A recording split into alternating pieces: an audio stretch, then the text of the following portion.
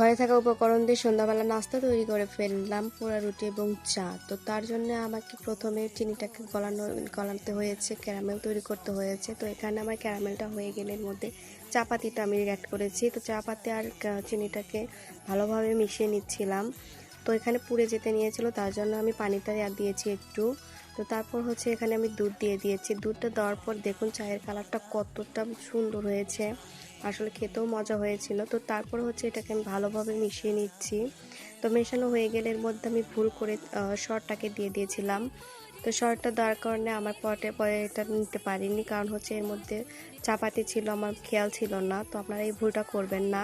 তো এর মধ্যে আমি চিনিটা দিয়ে দিলাম যাতে মিষ্টি হয়। তারপর আমি এখানে রুটিটাকে রেডি করে নিচ্ছিলাম। আমার বাসায় কর্নফ্লেক্স মিল ছিল না, যার জন্য আমি মধু দিয়ে আমি হাত দিয়ে ভালোভাবে এটা মিশিয়ে নিচ্ছি চারপাশে।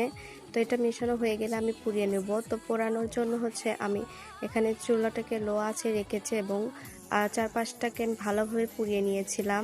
পুড়িয়ে নেওয়ার পর হচ্ছে আমার এটা পুরোটাই রেডি হয়ে গেছে। দেখুন খেতে এতটাই মজা ছিল গাইস, দোকানের থেকেও কোনো অংশে কম না। আপনারাও ঘরে বসে ট্রাই করতে পারেন। তো মাত্র 30